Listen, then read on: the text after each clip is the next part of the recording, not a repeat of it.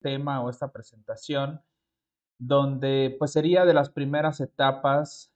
donde estudiaremos cómo el sistema inmunológico responde ante cualquier tipo de infección o ante la mayoría de las infecciones. Podemos observar ahí que la respuesta a una infección inicial prácticamente se produce en tres fases, donde podemos ver la primera etapa, que es la inmunidad innata. La parte inmediata vendría siendo dentro de las 0 hacia las 4 horas del inicio de la infección, en el cual la primera podemos observar que hay un reconocimiento por moléculas o por componentes no específicos y sobre todo por las células efectoras, que puede ser desde las barreras físicas, que ahorita veremos algunas, y que si en algún momento no es una infección patógena o muy virulenta, pues aquí se puede llegar a remover fácilmente el agente infeccioso y obviamente también la cantidad o la carga microbiana o del virus y pues que pueda ser eliminado completamente. Sin embargo, pues veremos que en algunos momentos o en algunas infecciones, pues esta no es eliminada y entonces viene la respuesta inducida temprana, que vendría siendo después de las 4 horas hacia las 96 horas, donde se empieza a ver un reclutamiento de las células efectoras y entonces estas células empiezan a reconocer ciertos patrones moleculares de los patógenos y entonces se da la activación de las células efectoras y también de toda la respuesta inflamatoria y en algunos casos pues en este momento se puede llegar a remover el agente infeccioso. Sin embargo, cuando esto no es posible, empieza la respuesta adaptativa después de las 96 horas, donde sigue la infección, hay el transporte del antígeno hacia los órganos linfoides y entonces hay un reconocimiento por las células B y T que son nativas y empieza la expansión clonal, sobre todo de los linfocitos B, en la producción de las células plasmáticas y pues obviamente hay una diferenciación de las células efectoras y entonces es cuando podemos decir que empieza ya por completo la eliminación del agente infeccioso.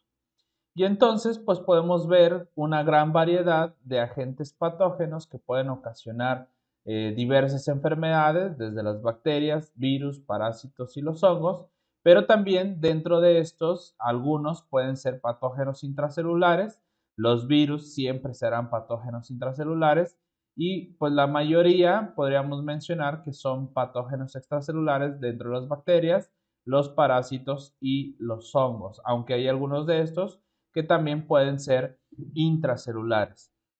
Y podemos observar las diferentes rutas de infección del patógeno en los organismos, que pueden ser desde el tracto respiratorio o la boca, que puede ser por inhalación o ingestión, y también por esporas de algunos hongos. Entonces vemos la gran cantidad, solamente resumido, de los microorganismos. Puede ser en el tracto gastrointestinal por comida o agua contaminada y también ver los patógenos que pueden ocasionar esto, desde virus y bacterias, las enfermedades que puede ocasionar y el tipo de bacteria. Podemos observar otros por medio de transmisión sexual, sangre infectada, transmisión sexual, que también puede ser diferentes tipos de microorganismos y diversas enfermedades. Tenemos a los patógenos oportunistas que también están esperando en algún punto encontrar o tener al sistema inmunológico débil o inmunosuprimido y entonces pues vienen algunos hongos que se aprovechan de estas cuestiones, enfermedades crónico-degenerativas que también suprimen el sistema inmunológico. Pero tenemos otros donde pueden entrar de manera externa y por tejidos epiteliales, sobre todo, por ejemplo, de la piel, por algún contacto físico, por ejemplo,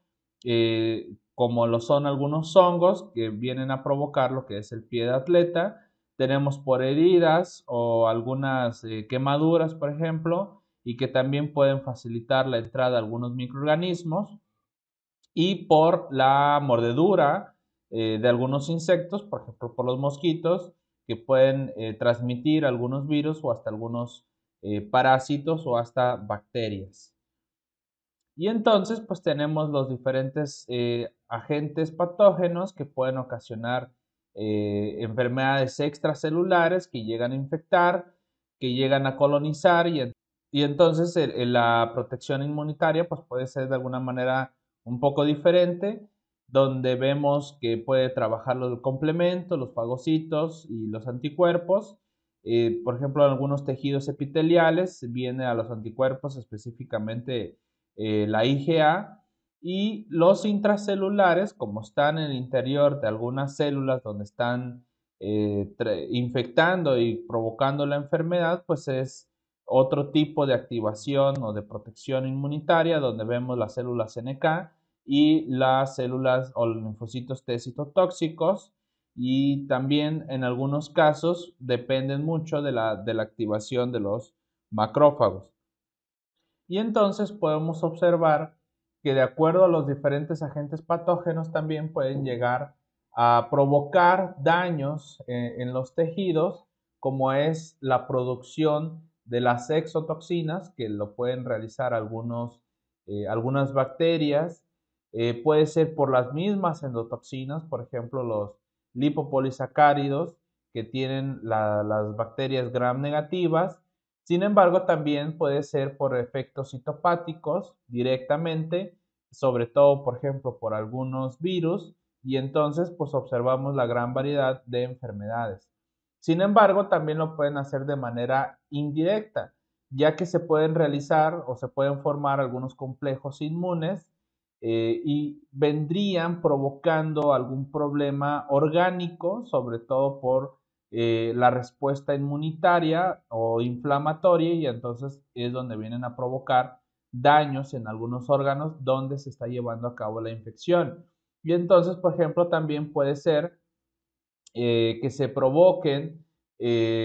algunos anticuerpos que vendrían a atacar de alguna manera al mismo organismo, y entonces, por ejemplo, como la fiebre reumática o la anemia hemolítica, y también por la inmunidad mediada por células que también pudieran llegar a provocar algunos problemas, como es en la tuberculosis, donde se forman algunos granulomas en los pulmones, y que esto vendría provocando el daño del sistema inmunitario y la respuesta inflamatoria hacia el organismo y no necesariamente al microorganismo. Y entonces podemos observar una de las barreras físicas que podemos tener para mantener a los microorganismos alejados de nosotros. Observamos, por ejemplo, en el panel que está acá, la figura del tejido epitelial o la epidermis de la piel, donde esta tiene múltiples capas de queratinocitos en diferentes etapas de diferenciación que vienen surgiendo desde la capa basal de estas células madre. Entonces, estos prácticamente se van haciendo varias capas hasta el estrato córneo, que es lo que está más hacia el exterior de nuestra piel y que de alguna manera pues permiten que esté hacia afuera los microorganismos, pero también hay queratinocitos que pueden producir defensinas y catelicidinas que se incorporan a algunos organelos secretores llamados cuerpos lamelares, y que estos se secretan en el espacio intracelular para formar una capa lipídica impermeable que contiene de alguna forma la actividad antimicrobiana. También podemos observar lo que es en los pulmones, el tejido epitelial que se encuentra ahí, que también están revestidos con un epitelio, pero sobre todo que está ciliado. Y entonces, prácticamente el movimiento de los cilios llega a ser como una corriente continua, que también hay moco, que es secretada por las células caliciformes hacia afuera, atrapando y expulsando, por ejemplo, los patógenos que pueden llegar a tratar de infectar o de colonizar esta parte o estos tejidos. Y entonces tenemos, por ejemplo, los neumocitos tipo 2 en los alveoles pulmonares, que no se encuentran en esta imagen, pero que ellos también pueden llegar a producir y secretar algunas defensinas antimicrobianas. Y por último, tenemos lo que es el epitelio gastrointestinal, donde hay células, por ejemplo, que pueden llegar a producir las criptas epiteliales, que prácticamente son estas cuevitas, donde ellos también pueden producir proteínas antimicrobianas como las alfa-defensinas y también algunas proteínas antimicrobianas reguladoras del tipo o clase 3. Y entonces vemos que toda respuesta inmunitaria hacia la invasión de los tejidos, cuando ya los patógenos infectaron, colonizaron y se adentraron un poquito a ciertos tejidos, pues hay células que se encuentran eh,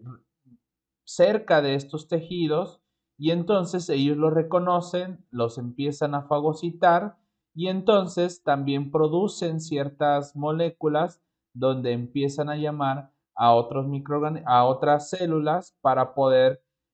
atacar de manera más intensiva y sobre todo más específica, que ya vendría siendo la inmunidad adaptativa, y todo esto logrado por muchos componentes químicos y sobre todo